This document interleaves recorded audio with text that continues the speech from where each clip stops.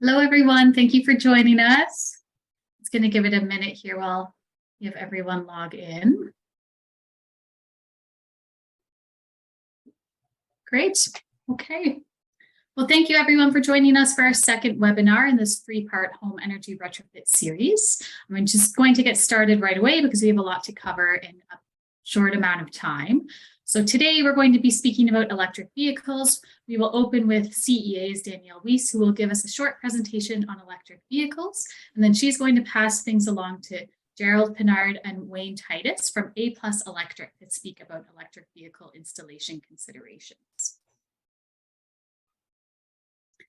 I'd like to begin our session today by acknowledging the Indigenous peoples from all of the diverse and beautiful places we are joining from. So the land on which I'm currently joining you from is now known as Nelson, but for thousands of years was occupied by Indigenous populations and is the traditional territories of the Snakes Nation, the Silks Nation, and the Kootenay Nation, and is home to the Métis and many diverse Indigenous persons. I'd just like to acknowledge with gratitude and respect that the joy I am privileged to experience daily in these mountains and waters is in thanks to their generations of stewardship.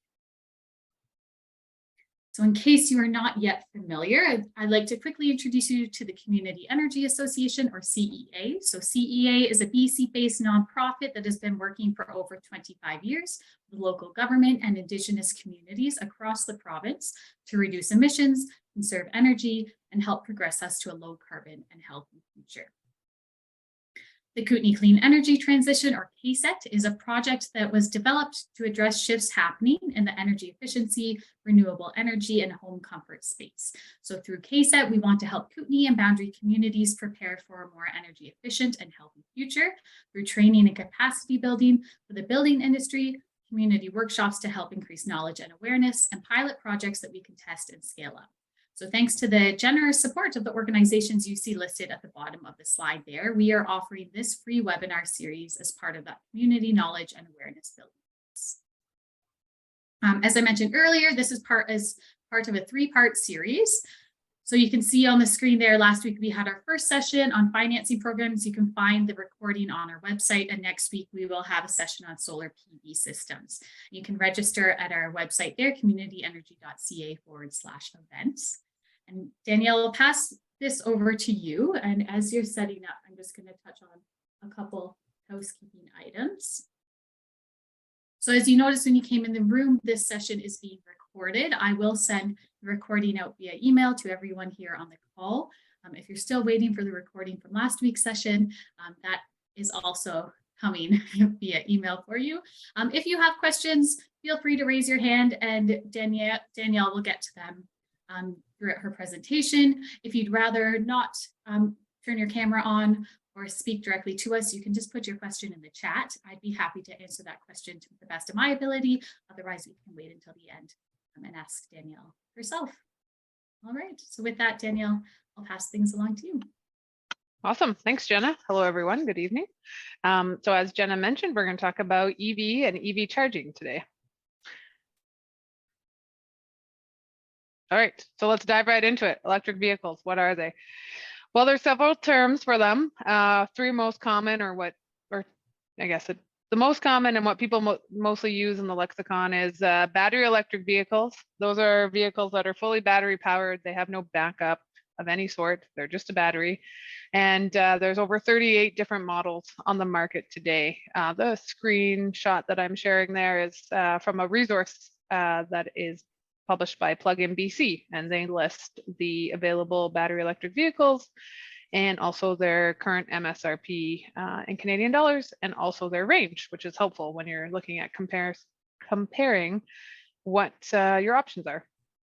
The next vehicle that's out there is a plug-in hybrid electric vehicle. There's over 40 on the market today. They have backup power. So typically their backup power, or in most cases, I would say, is internal combustion engine. So these have been on the market before fully battery electric vehicles were available and are quite common. A lot of manufacturers are making some sort of plug-in hybrid electric vehicle. And again, that Plug-in BC resource lists them all. And then there's fuel cell electric vehicles, so what they call hydrogen fuel cells. So there's 2 on the market today, also covered in this Plug-in BC resource. And there's only 2 available because there's no hydrogen fueling stations really readily available to consumers. So that's, as that market changes, you'll probably see more vehicles available. Next slide here. I just wanted to share a video from a somewhat local EV driver. So let's hope this link works.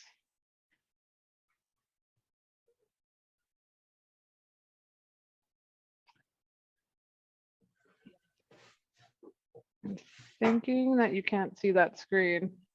No, it's still on your PowerPoint presentation. Okay. Oh no. 1 second here. Okay. Let's try this again. That has gone miserably here. Apologies.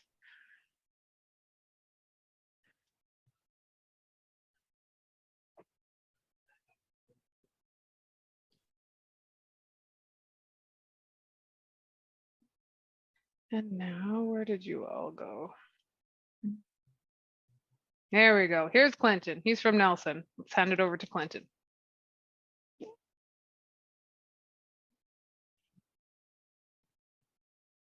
Oh, we can't hear anything, Danielle.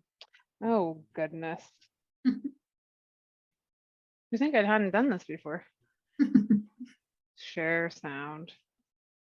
There we go. Start over.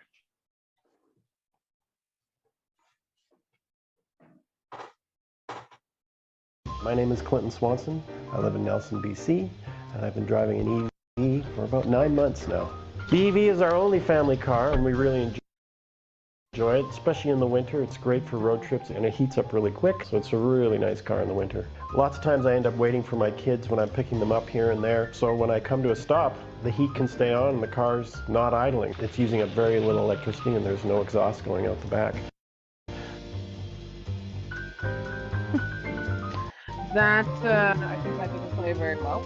So we will share that link in the follow-up. But just to say that there are people just like you already driving EVs across the Kootenays. Back to the presentation. There we go.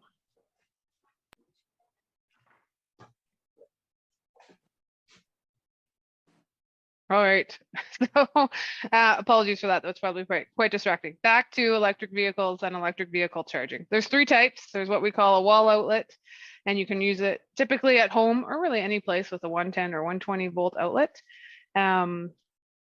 These are readily available and they can charge your car. And for some people, they're all that they need. Perhaps you don't drive too much. Perhaps there's a lot of time between when you do drive and when you're planning to drive again. And the rate of charge that comes from a level 1 plug-in is sufficient. On average, they say a level 1 plug-in could get you about 4 kilometers an hour in an electric vehicle. So 4 kilometers per hour of charging. Then there's a level 2.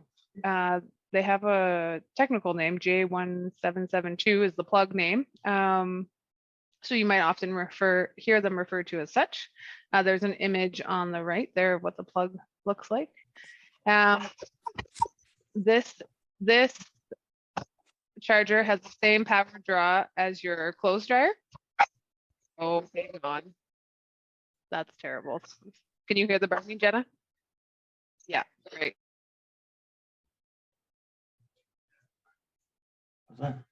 Danielle just has a couple excited dogs. Oh, there we go. Oh, that's awesome. This is going smashingly. Anywho, level 2s have the same power draw as your clothes dryer. So when you're considering installing one in your home, it's not as perhaps complex or a new technology to your home's power setup as you might think. And level 3s, those are fast chargers. You typically find those on the road. They are the most likely to simulate a gas station type stop, if you know from your previous experience of driving an internal combustion engine. They are much more complicated when it comes to the technical requirements. They require 3-phase power, and I'd like to think you'll never see one installed at someone's home, but I could be wrong. But typically you would not. You're most likely to see installed at at an individual's home a level 2. And they just look like a box. We're going to hear more from Wayne and Gerald from A+ Electric in a second, but not too complicated, really simple technology and easy to use. And level 2s are also available publicly. You might see these sited in locations where people typically stop and stay for 2 to 4 hours. You're certainly not going to fill up your vehicle entirely in that time, but you'll get more than no charge, and definitely more than a level 1 charge would be able to put out. And my final notes on the level 2, or actually the whole suite. So I said level 1 is about 4 kilometers an hour per charge. A level 2 is about 40 kilometers per hour. And then a level 3, there are varying speeds of level 3s. The technology is advancing rapidly. And so I just like to say that you can get maybe hundreds, if not multiples of hundreds of kilometers an hour, because it all totally depends on what type of charger you're plugged in at. And I just have a few photos here. Here's the level 2 charger in a home. This is just a stock photo. They can look like any sort of box that might be plugged into your wall. Here's a suite of level 3 chargers. Obviously, as you can see, a more robust technology, quite a bit more housing that goes into keeping them protected from the elements, and also making space for all the electrical components inside. Moving on to finding public charging, there's several resources that exist out there. Depending on the user, you could use one or all of these that I have listed here. There's plugshare.com, that's pretty popular, but chargehub.com is the same but different. So if you go onto these platforms, they have filters, you can see what type of chargers are out there, you can see where they are. And actually on these ones, commonly users will check in and say, hey, I'm using the station, or I used the station and it wasn't working. So it can be a great resource when it comes to like planning your charging or your trip. They aren't, but they are not though, they are not updated when someone plugs in. So if someone doesn't choose to check in on PlugShare, you wouldn't know that they were there. So just to be forewarned. BC Hydro has an app. Of course, they operate quite an extensive network across the province, as does Flow, which is one of the charging manufacturers, and as does ChargePoint. The challenge with using perhaps the BC Hydro, Flow, or ChargePoint apps is that they're exclusive to that service provider, so you wouldn't see the other chargers available in the area, which is why we typically point people to those more public platforms such as PlugShare and ChargeHub. Speaking of electric vehicles and charging, there are quite a few incentives that exist to help make these more affordable to individuals considering transitioning to this technology. So on the personal vehicle, there's a federal incentive. They call it the IZEV. It can be up to $5,000. It's applicable to new vehicles only. It can happen at the point of sale, so you don't need to apply. If you're considering purchasing a new electric vehicle, of course, speak to the dealer about it. In the province, we have the Go Electric Passenger Vehicle Rebate. It's different from the federal program in that it's income qualified. So it can be up to $4,000, or you could be eligible for $0 depending on your income again. So you can go through the pre-approval process on the Go Electric website. There is a program that the province offers called the BC Scrap It. It's up to $500. Now, it's not a lot of money, but if you are retiring a vehicle, as they say, you know, something that's quite old and doesn't have any more road life in it, you can take it and have it scrapped. The application process and scrap vehicle is required, and go on to the website that is BC Scrap It. Double check that before you go too far down that path. Sometimes they have been used up, those incentives have been used up, and it might not be eligible at the time that you're considering scrapping it.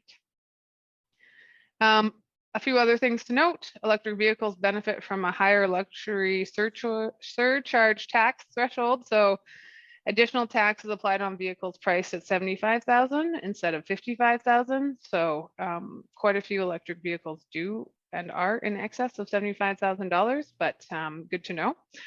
And used EVs are tax exempt from TST. So if you're considering purchasing used from a dealership, that's something to know. So that's all the incentives that are currently available on electric vehicles. And then when it comes to electric vehicle chargers. Of course, just focused here today on the home EV charger rebate. Both of our utilities offer home EV charger rebates, so Hydro and Fortis. You can read the details there, but to summarize, Hydro is offering up to 50% of the purchase and installation costs of an eligible level 2 EV charger to a maximum of $350. And in addition, for unlimited time, they're offering additional funding of up to $250 for single family home customers who install an eligible Juice Box smart EV charger. Definitely check out the BC Hydro web pages. The links will be shared with you after this session, just to make sure that's the most up-to-date information. Incentives change all the time. They can go away just as quickly as they come online, depending on how well they're used. So definitely check those resources. And FortisBC, as you see there, is the same rebate as BC Hydro to keep it relatively straightforward for homeowners. And I'm just going to have a quick conversation about electric vehicles and common myths before I pass it over to Gerald and Wayne. So number one, there is nowhere to charge electric cars. So that's certainly not true anymore. Again, if you take a quick second to pull up plugshare.com, you can see that the little icons that identify the chargers scatter across the country and are quite dense in certain spots. There is certainly challenges in more rural and remote places, but fortunately organizations like ours are supporting private and public entities to install more charging infrastructure. So the good news is that there's not going to be less car chargers going forward. There will always be more. So you haven't adopted this technology too soon in that case. Number two, electric cars do not have enough range to meet daily travel demands and or longer road trips. Now, this could be true if your use case is driving more than the range of the vehicle you own every day repeatedly. But I would argue that most people who own a vehicle, statistically, it sits on your driveway 95 to 98% of the time. So it's probably unlikely that this would apply. Let me share a story for myself. I work at home. So if I had an electric vehicle, certainly don't drive it out every day to do anything but errands and whatnot. I live in a small town, 300 kilometers range. Like in theory, if I even drove it 10 kilometers every day, it's going to last me 30 days. So for me, the shorter range vehicles would certainly meet my needs. And the furthest road trip I go on routinely is from Fernie, where I'm based, over to Calgary. Again, it is 300-ish kilometers, but I always usually take a stop on the way. So the need to charge wouldn't really put me out. Now, however, if your situation was a lot different, you lived in a different center and you traveled around all day, and a 100 to 300 kilometer range vehicle, was just half of your trips, then certainly perhaps this could be a challenge. But I wouldn't say this is a blanket statement to believe in, and I always recommend people really reflect on their use case. So electric cars are slower than gasoline cars. We should have had like a little true false contest on some of these. So this is totally false. Because of the torque of the electric engine, they are 100% faster than gasoline cars. So I don't know what more to say on that one. It's just like physics as I understand it. Electric cars are expensive. Well, it's certainly an interesting market given the demand for electric cars is high and the supply is low. So yes, some of them are retailing for quite expensive, but there are models available on the market that are certainly on par or even lesser than their gasoline equivalent. And when you layer on the incentives, that might even be more true. So depending on what you're looking for and what's available, I wouldn't say that's a true statement everywhere. And if you only consider that myth in the purchase of the vehicle, well, I can say that it's probably not true. But then if you consider that myth in the full life cycle cost of owning the vehicle, so from the day you buy it throughout its operation to the day you stop driving it, electric cars are less expensive than gasoline powered cars. And that merely has to do with the price to fuel it. So electricity is more affordable than gasoline and is projected to stay that way for some time. And finally, electric cars are worse for the climate than gasoline cars. It's important to consider the responsibilities of the product that you're using, but for certain, they're not any worse. They are a different impact on the climate, and there's quite a bit of science and research going into how to recycle the batteries, which is something that makes electric vehicles different than gasoline cars. So right now, when a gasoline powered car comes to end of life, typically you can scrap the metal and the parts and, melt that down and use it for some new purpose, potentially, if it's in a state that can be so recycled. Whereas batteries for electric cars, I can almost guarantee that they can be repurposed for another use. The reason that a battery is typically no longer ideal for an electric car is not that the battery doesn't work anymore, it's that the battery ability to take a charge has depleted. So, it used to be a 400-kilometer range. 10 years later, due to battery depletion, it's a 300-kilometer range.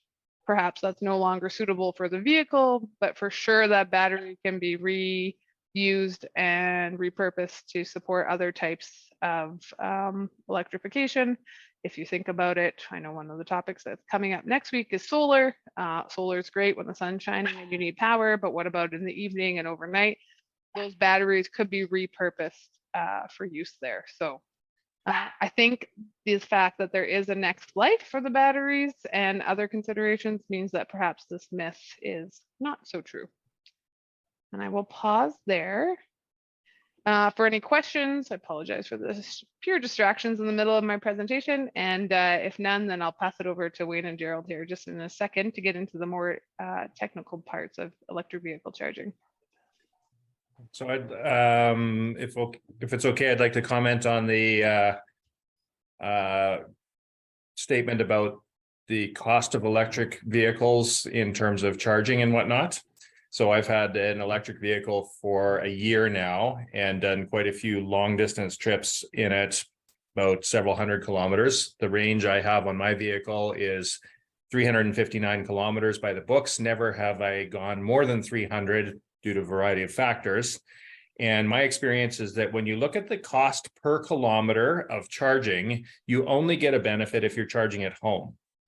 When you're charging on the road, I'll go to a charging station. I'll sit there for 45 minutes. I will get up to about 80%, but the charging slows way down as you get close to 80% of your charge. So first off, you're not getting up to full capacity. And second of all, you're charged by time on these chargers currently, not by amount of electricity that you actually use. And so if you're wanting to charge all the way up, it's going to cost you quite a bit to charge all the way up. And then the number of kilometers you get for that charge, like for me to charge, say 200 kilometers worth of range, is probably going to be $15 or $20. And that will be, depending on the charger, of course, but that will also, when you compare that to the cost of gas, to get 200 kilometers worth of gas is probably actually going to cost you a little bit less than that. So be very careful when you go on the road that you're not necessarily going to save in a price per kilometer much over gas. The real savings comes from driving around town, which fortunately is what most people do, like you said, most of the time. And when you come home, you're charging at pennies to fill your car. So just be aware of that. Yes. And you can't fill up your car with gasoline at home for a discounted price. So you're still technically coming out ahead. Oh, you definitely are, but it's just a shocker for people when they actually start doing that and they get, a 20 or like I went, I plugged my car in one time. I went to Costco and Costco always sucks up more time than you expect. And so I came back to a $40 charge on the car because it had been trying to charge the last 10% of charge over the part of the time that I was there. And that didn't get me very many more kilometers. 40 kilometers of gas would have got me a lot more, or sorry, $40 worth of fuel would have got me a lot more kilometers. Yeah, and that is, so you bring up a good point. So most EV drivers subscribe to the 20/80 rule or the 80/20 rule. So when it's ideally you drive your vehicle in that range of never dropping below 20 and never charging really above 80, unless you're plugged in at a home, like a wall outlet, like I described, or a level 2 at home, because the time it takes to finish that charge is a little bit. And the reason for that is, battery maintenance, you don't want to surge power to the battery and deplete its ability to hold a charge. So, and I was going to say one other thing. Anywho, doesn't matter. Any other questions? We don't have any questions in the chat, so if no one Okay, has any and I questions right remembered- away for Danielle. I just have a remembered my You thought. remembered. I Oh, have a thought. It will be a long conversation. It's just literally another webinar. It's on the afterlife of the materials that make up the battery, in terms of reverse logistic or capturing the components of that battery. I mean, certainly, as I said, it's a long topic, but I mean, this is, I don't know what your thoughts are on that. Well, I think it's definitely important to consider how your battery is being managed and responsible management of that asset, which it is. Honestly, some batteries that are coming out of vehicles now are still worth $10,000 on the open market for purchase. So you definitely want to make sure that it's ending up in the hands of the right people, not dissimilar to how we have the same kind of rules and regulations around, small batteries that go in our remotes to the ones in your phone. There was quite a bit of research being done to build an integrated supply chain in Canada. So from raw mineral harvesting through to recycling and then back again. And the idea obviously that eventually the raw mineral extraction slows down and the recycling increases. So I can point you to a few resources. I'll put them in the chat. I'm not qualified to speak to them at length, but there's a market opportunity there, and keeping it in Canada is to our benefit. So I think we'll see a lot better opportunities than perhaps there would be if it was not the case. And I just wanted to finish up on Tobias's comment. Yes, right now you pay for your time at a charger, not the volume of charge you receive, which is different from a gas station. You don't pay for the 8 minutes you're standing there. You typically pay for the liters that you've consumed. But that is changing. Measurement Canada has initiated that process. So it'll take a few years for the transition to be complete, but in the future, you will be paying for the actual volume consumed, regardless of the time it takes to consume. So that's good news, because then everyone will be paying a better price, a fair price, honestly, for the electricity that they're using to power their vehicle. And you can just search Measurement Canada EV rates if you want to learn more about that, but not that interesting. Just know that it's coming. yeah, and I'll add too that there's some initiatives locally that are trying to get off the ground to start recycling batteries. Here in the Kootenays, Metal Tech Alley is a good example of that. Based out of Trail, I believe. So they are really trying to find some, safe and responsible ways to recycle batteries right here in our own backyard. So I see it. It's coming. Okay, great. So thanks so much for that, Danielle. If there are any other questions for Danielle, we will have time for some more questions at the end here. So I'll just switch things over from folks at A+ Electric. If you want to, discuss some installation considerations. Hi, I'm Gerald Bernard, and this is Wayne Titus from A+ Electric. First steps are basically your EV charger installations. Number one thing, you should determine your home eligibility for it. Sometimes you're in a strata, for instance, and there's obviously you're not going to be able to put in your car charger in your strata. There's various methods to go around to do that through stratas and stuff. Best to be a single detached dwelling that has access to your driveway. For instance, on a personal, I probably have a hard time because I live up 85 stairs on a cliff, but that's besides the point. Step two, confirm your electrical service is sufficient capacity. Some of these EV chargers level 2, you can get up to 80 amps and it'll charge it fast, but it'll also take away from your electrical service, and you'll probably maybe have to upgrade that for that purpose. There's ways around that, but that's one thing. If you're going to put in a 40 amp charger, you got to make sure that your you have sufficient capacity for that in your electrical. Step 3 is pretty minimal. A lot of people in their panels, their panels are full of breakers, and you're going to need a 2-pole breaker to be put in there for that. Make sure that that's there. There's other ways around that as well, but some consideration anyways. And step 5 is obtaining an electrical permit. You'll need a permit to install your electrical. Most, maybe, depends on if you're upgrading your electrical service. Electrical contractor will take care of that for you.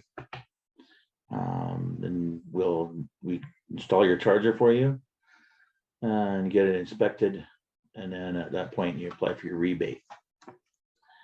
Some considerations about when you want to take that over there. Considerations when purchasing EVs and EV chargers. Yeah, as Gerald pointed out, the sizing is important because they are, by Canadian Electrical Code, demanded to be 100% on the demand factors of your house. You can get around that by installing charge controllers, where it won't, if your house is drawing too much power at a certain time, it won't allow the charger to turn on. But then that's costly too, as well as increasing the service size of your house.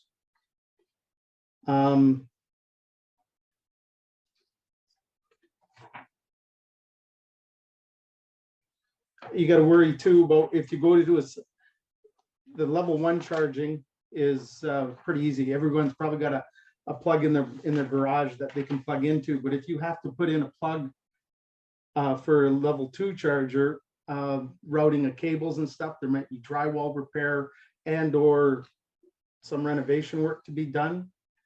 Unless whatever, it's kind of a individual price for everybody. So you probably should call somebody or have somebody come in and look at it and give you a price for it and give you some ideas or what extra costs would be involved, right? And installation costs for 200 to upgrade your service to a 200 amp service is anywhere around our area $3,000 to $5,000. So that could pretty well eat up your $5,000 rebate if that's what you have to do to get a level 2 charger in your garage or your, right, depending on if you have an electric furnace, if you have electric range and other stuff. There's house calculations that we would do to determine whether you needed a service upgrade, right? Yeah, and there's other chargers available too that you can kind of get around that. They got a kind of a smart EV chargers that will actually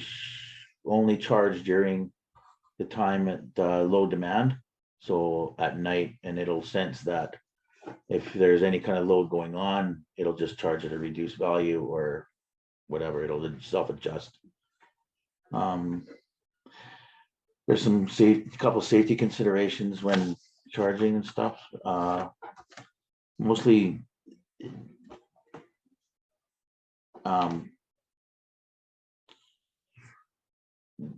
charging, some people use extension cords, and it's known that the longer the extension cord, the slower the charge could happen, because there's a lot of current going through those cables and there's a reduced voltage because of that. Sometimes the charger will actually sense that there's an extension cord there and shut off. So you should always just use your cord that you're using and not put an extension cord on it.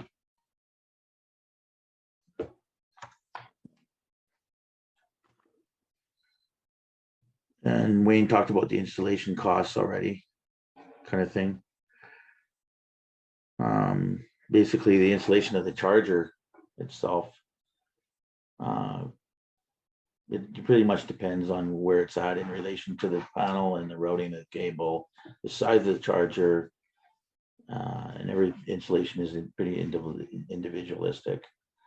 If you have to upgrade your electrical service because your service is too small for the charger you want to put in, you're probably looking at about $3,000 to $5,000, right? I already said that part. Okay.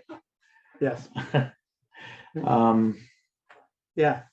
That's about all we have. That's pretty much all we have. I mean, that's really what you should be looking at and thinking about when you buy your charger and having to put it in and doing the paperwork, doing the homework beforehand on if you'd actually need an electrical service upgrade or not, or the type of charger you're going to put in maybe gets around that, and vice versa. And make sure you put that into your budget for putting an EV charger in. Yeah, thanks so much to you both. I appreciate you mentioning that there are potentially some extra costs involved that homeowners don't expect. So just to maybe ensure that everything is on the quote that will be included in that install, what are some things that homeowners might expect as extra costs? I know you discussed maybe drywalling, depending on where on wiring that has to happen. Anything else that they should just maybe check with their contractor about when they review that quote? Anything that might just be missing on there? It's a kind of surprise cost. Sorry, did you ask us a question? We can't hear you very well here. Oh, sorry about that. I was just asking about maybe just some you mentioned some kind of some additional costs that may be involved in installing the charger in the home. So just maybe some questions that homeowners can make sure that they're asking their contractor just to make sure that everything is on that quote for services. I know you mentioned drywall. Yeah, make sure that your electrical contractor comes out, looks at the site, has measurement of the cable, because it's a dryer cable or a range cable usually. And our prices in the last 3 years have gone through the roof on material and all that stuff. Extra work that may be needed to be done. Maybe it's easy. You can just drop a plug. If you got the panel in the garage, you can just drop a plug down and it's a done deal. There's not much cost at all to do that if there's no service upgrade. If you're across the house and you got to run around all the way around the outside of your house with a tech cable, then right. So that's what we mean when we say it depends on each individual house, and that's why we require site visits to come to your house and give you a price. Otherwise, yeah, people think you're a shyster when you say, I don't know, 1,000 to 10,000. I don't know, right? That kind of thing. Yeah, so maybe some red flags going off if your contractor doesn't require a site visit and just gives you a quote. To give you an honest price, yes. Yeah, for sure. Right? Yeah. Perfect. I got a quick question. Yeah. Go ahead, Tobias. Yeah. So I wonder, you guys touched on this briefly, but I wonder if you can comment on load managers versus upgrading service. Is that something that is feasible to stay at 100 amp service and use a load manager versus having to upgrade to 200 amp service and paying that $3,000 to $5,000 that you guys are talking about? Yeah, that's something that's viable. Yes, that's allowed in the electrical code.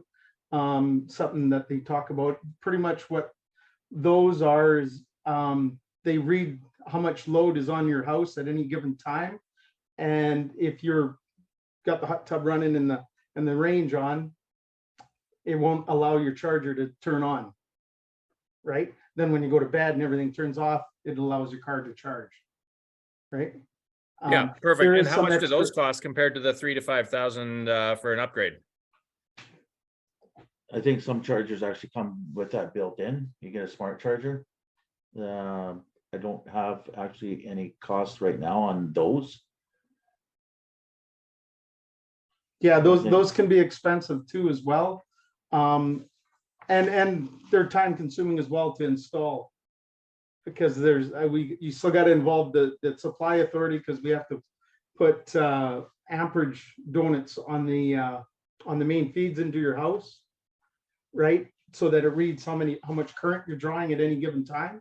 So it's a little bit extensive, and then we need a separate space for a contactor box off to the side to do that. Material cost is pretty much the same, and it can serve as a new service on your house. Sometimes they're easy, sometimes they're hard. Right? It does get you you get a lot of older houses that have breakers that would cost you like literally hundreds and hundreds of dollars just for a 40 amp double pole breaker. right? If you get the old Bulldog, especially in our area where we get the older homes that are, or even fuses and stuff, right? Then you require, it might be better for you to do a service upgrade as opposed to the management one, because you probably should do an upgrade to your service for insurance purposes and or safety reasons, right? Okay. Great. Any other questions for Gerald or Wayne from audience or device? I see you unmuting yourself. Yeah, sorry, You have a follow-up. Yeah, the reason I am sort of asking quite a bit about this is I'm currently in this exact conundrum. I already have the electric car.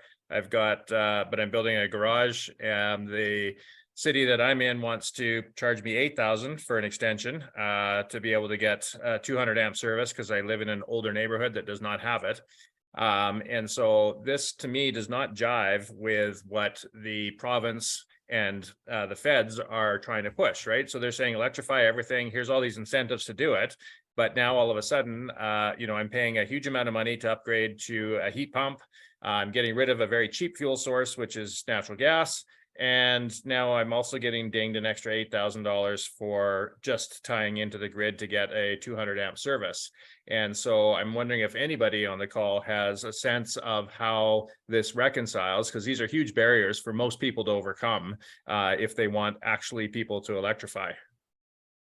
So the province just hosted several consultations, and I can point you towards some of the resources that they shared to collect feedback and input into changing this situation, because it is being borne often by individuals for the upgrade, and obviously that can't continue forward. And I'm pretty certain that most people have no idea that if you are the 10th, this is arbitrary, if you are the 10th house on the block to put in an EV charger or to add in a heat pump, all of a sudden you're bearing the total cost of upgrading your district transformer. So consultation is underway. I can find the resource. Let me paste it in here. I don't know their timeline. What I was going to say is, can you wait a little bit? Because I know they're looking to act quickly, but definitely they're still collecting feedback. So it's going to be a few months. Right, and that's why I'm helpful, looking, and that's why I'm looking to ask about the load managers, because if I can put something like that in and not bear the cost that's going to benefit the rest of the neighborhood, that would be preferable, I think, as long as that's not prohibitively cost prohibitive. Right. Yeah. The other option there too is to consider putting in a smart panel, or at least elements of your panel that are smart, so that you could control when and what is drawing load, and that might be able to help you. You could talk to your electrician about that. Yeah, and also the car itself, I can program and say, come on at 1 a.m. Yeah. And so Yeah. that's my plan. I just wanted to hear from these guys whether or not, I have a total load in my house that well exceeds 100 amps. So is there going to be something in the code that says, no matter what, you can't do it, because your potential demand from your household, if you put your dryer on, your induction stovetop, your hot tub, your heat pump, and your car charger, all were on at the same time, you'd blow everything up. Yeah, you'll trip your main breaker and then you have to go reset it. We are getting questioned on that. We just installed some car chargers for Fortis in one of their parkades, and that was one of the questions that the inspector had for us, is whether we had load management on it or not. And the service in the building is huge because it's a 4-story building, but he was still asking us about the load demand on the building, right? So yeah, that's definitely there. That, and as well, that 3,000 to 5,000 that we quoted, that's our price. That doesn't include FortisBC's price to upgrade the transformer size, like you were saying, or BC Hydro's charge on that or whatever. And I'm happy to hear from Danielle that they're talking, because I don't think the homeowner should be made to bear that cost, that because they want a bigger service, that they should have to pay a whole bunch more money for a better transformer or a bigger transformer. So that's good news. Yeah, great. Thank you. Thanks, Tobias, for that. Danielle, I have a question for you. I forgot I was chatting with someone who was on this call earlier today, and they were wondering about kind of the pros and cons between a plug-in hybrid versus all-electric vehicle. They have a plug-in hybrid right now. They're considering it's time to kind of get a new vehicle. So they're considering making the move to all-electric, or should they stay with hybrid? I think the answer to this question, like anything, when we talk about electric vehicles and anything around it, is it depends. This is what I coach my staff when we do education and outreach. The answer is always it depends. And so it depends. And I'm of the mindset that purchasing an all-electric vehicle is ideal. The market is certainly shifting that way. And whether you like it or you don't, or if you had to get rid of it, I think the opportunity for the resale market is going to be high. There are less probably variables around the future cost of electricity, so the cost to operate will always stay a bit lower. So I think that's in your favor. The one thing I usually caution about when you consider buying a plug-in hybrid, and if other people have a difference of opinion, happy to hear it, but you're buying two cars. You're buying an electric car and you're buying a regular car, and a regular car requires maintenance and upkeep that's specific to a gasoline car. And it has all of the 2,000 moving parts that every other gasoline car has. And that's why service and maintenance is expensive. Whereas when you buy an electric car, it has 1/10 of the moving parts. And that's why your service and maintenance is almost nothing, besides a few software updates and maybe an annual visit to the dealership for, I don't know, a checkup. But so much can be done over the cloud. Honestly, you might not even end up there. And then the other thing is, if you truly like the driving experience of an electric vehicle and you do longer range trips, of course, you'll be sacrificing that experience when you get a plug-in hybrid. Typically, their range maxes out 40, I think I've seen as high as 80 kilometers. So then you'd be driving in the traditional gasoline-powered experience. I'm a lazy driver. I love the one pedal drive experience at an electric vehicle, or when the vehicle's operating. Yeah, thanks Tobias. Operating in electric mode, you're accelerating, and when you're not accelerating, you're braking or you're decelerating, whatever. So I love that experience. So for me, that's what I would say. But there's a few factors. But if you had to pick the one to focus on, I'd say it's the operations and maintenance. So. Great, thank you. And I'm not going to call out who I was speaking with, but if you do have further questions on that topic, please let us know. Yeah, and any other questions from anyone on the call for Danielle, Gerald, or Wayne? Okay, well, you still have a couple minutes because I forgot to mention this at the start, but I like to end every session with a feedback poll. We really do appreciate your feedback. We consider it when we are planning future sessions. So it's a few questions. It shouldn't take you more than a minute or two. Just going to launch it now. But in the meantime, if you do have any other questions about electric vehicles, we'll stay on the call for a couple more minutes here. Just let us know. Or electric vehicle charging. Danielle, I've got one thing I wonder if you could comment on. So I've purchased an electric car charger for my home when I bought my electric car, had it installed and everything, and worked pretty well. But I also have a cabin. And so when I built that cabin, I installed 220 with a 50 amp circuit into the outside of that. So I can pull in and use the cable that came with my car and charge there. The speeds are the exact same. So I am wondering whether or not the car charge, what benefit do you get from these car chargers? They record data, they record how much you put in, they sort of give you some glitzy stuff about, this is how much you've saved because it only cost you this much. But in terms of actual functionality, I find that when I plug in at my cabin on my 50 amp circuit, it's no different than my car charger. I guess the one thing is I don't have to get my cable out of my car and plug it in because the car charger in the garage has its own cable. But arguably, you could leave your car, I guess, cable attached to the cabin and do the same thing. So that would save people potentially $1,000 if they chose to not actually have a formal car charger in their garage. Yeah, and just a point of clarification. So when you talk about plugging in at your cabin, you have that larger, the end going into the power supply is that larger Like a dryer plug. cable. Yeah, okay. Yeah. So you have the outlet plugged in, or so you That's have the right. outlet wired in. Yeah, okay. So that's common in homes, but typically it's in your washer dryer room. And if that's nowhere near where you charge your car, as we've heard from Gerald and Wayne, you don't want to run a cable. But certainly you could do that. That is an option. So instead of getting a level 2 charger, you could just run an outlet to wherever you charge your vehicle and have that ability to put in the washer dryer size plug. People can do that. That's definitely a solution, I think. People get EV chargers either because they might mount it on the exterior, they might need the cord. Not all, I have a guess as to what kind of vehicle you have. Not all vehicles come with that charging cord. So that's also a challenge. If you don't Okay, have that, fair. you need a hardwired solution, which is usually the thing. So Well, I'm gonna guess. I mean, even the charger that I purchased was a plug-in charger. Yep.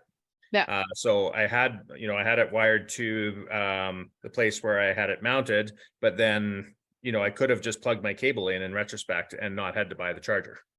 Absolutely, for You sure. don't have to have a hardwired charger. And then I guess on the flip side, you could actually unplug the charger, unhook it from the wall, take it to the cabin and hook it up there if you were so inclined.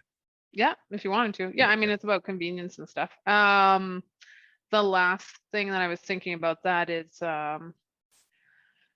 when it comes, not every vehicle comes with the ability to plug it, like with the cord to plug in. So you might have to buy an adapter, or it might not even exist for that vehicle. So you only get the J1172 plug that goes down to a level 1 plug in, right? Or level 1 wall outlet. Right. So it might not even be feasible for some. I'm guessing you have a Ford. Volvo. Oh, Volvo. Same but different. Yeah. Okay.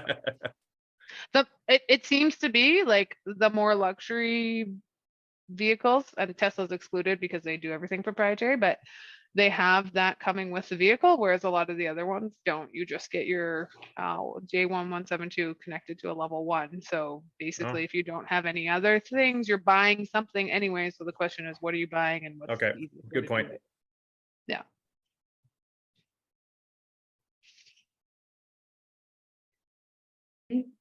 Thank you. I feel like I'm gonna ask if there's any more questions, and Tobias, you're gonna have more for us, which is great. I'm really enjoying this. I appreciate your questions. I think that you're providing a lot of insights through your comments and questions. So thank you for that. But yes, anyone else or Tobias? Some more questions? No. I've got one Okay. question. Oh yes, Brenda, go ahead. Great. Just that I'm surprised, shocked about the installation cost for a charger. I live in an older home and I'm just trying to think. Garage is on the far side of the house from the panel. I don't think people know too much about these things, So yeah, food for thought. Mm-hmm. Yes, and keeping in mind that you don't necessarily have to jump to a level 2 charger right away. If you don't drive too much, you can make do. I have a neighbor down the street. She has an EV, has had it for several months, and is making do with public level 2 charging infrastructure when she needs it, and just a regular wall outlet otherwise. I just wanted to share a picture because Tobias and I were talking about something that perhaps not everyone could envision. This is what he's describing. This is arbitrary quick Google search, but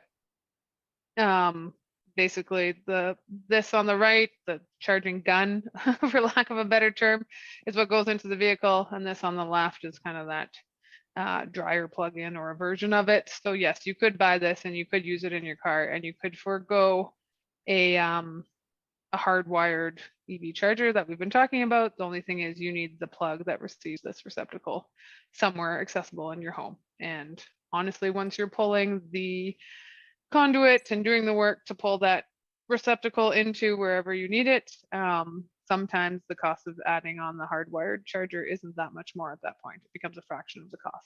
So it all depends, but there's no right or appropriate way to charge your vehicle. It's just getting the right draw and the right use that works for you. Thanks for that, Danielle.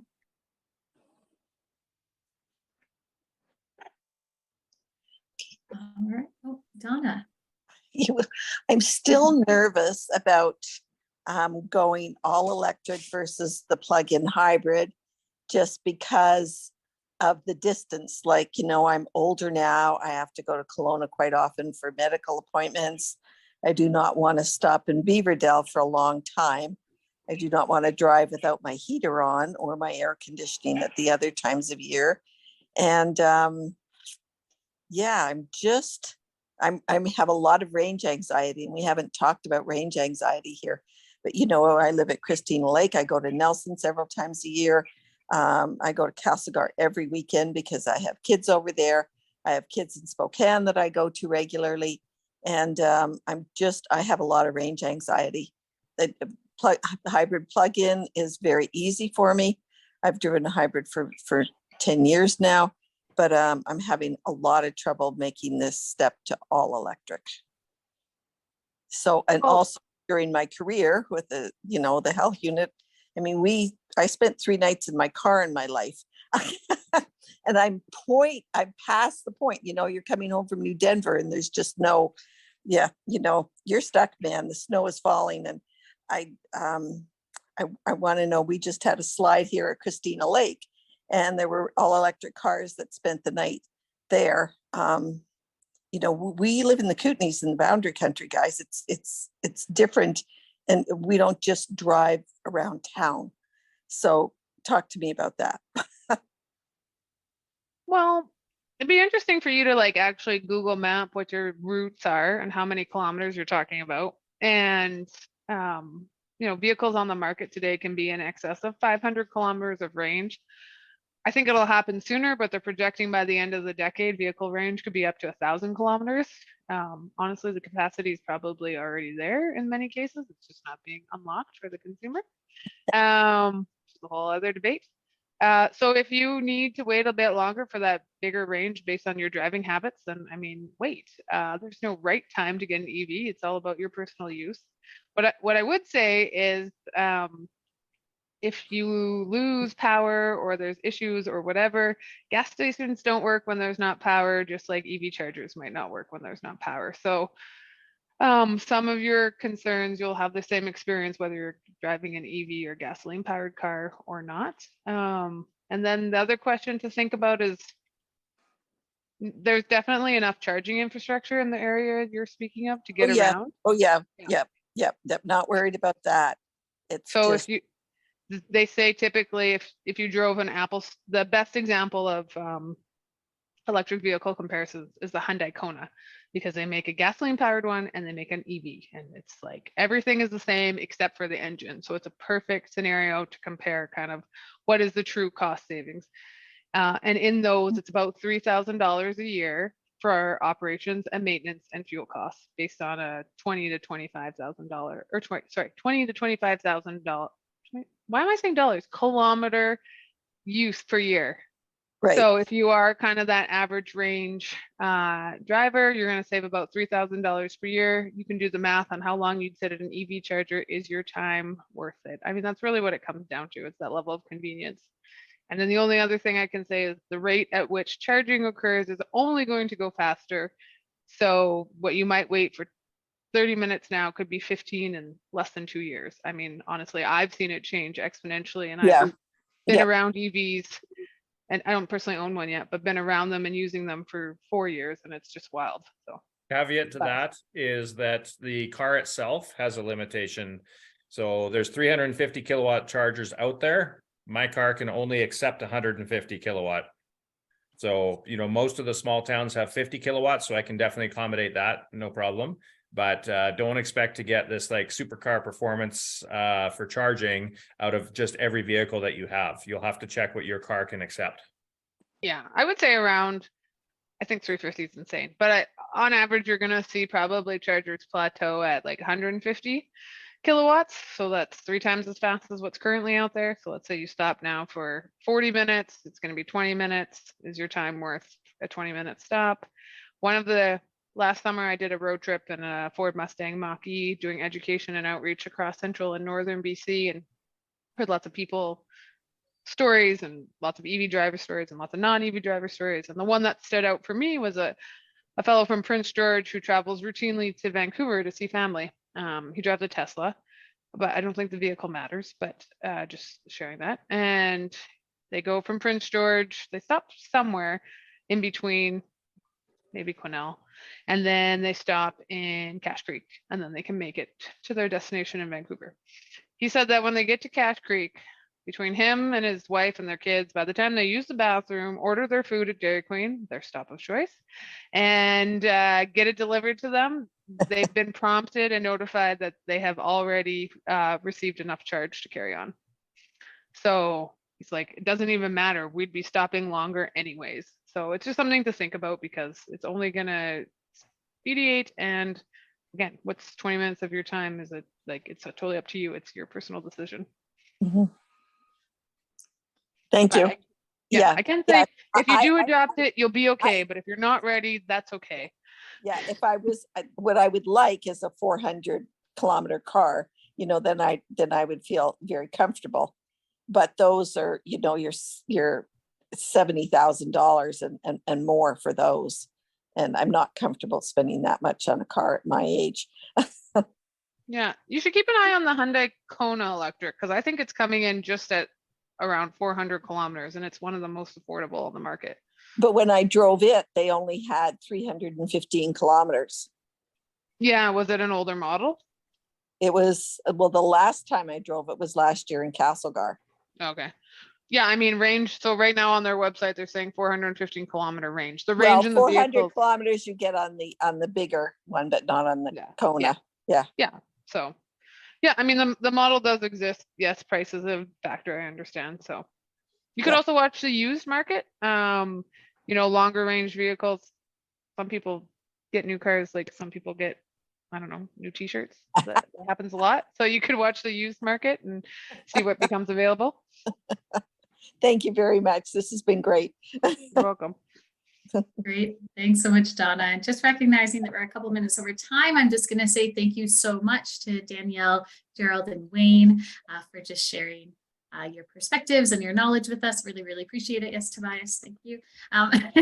And thanks everyone for joining us. So if you haven't filled out the feedback poll, we'd really appreciate it. I'll stay on a couple more minutes longer. And yeah, watch out in your inboxes for a copy of Danielle's slides and this presentation.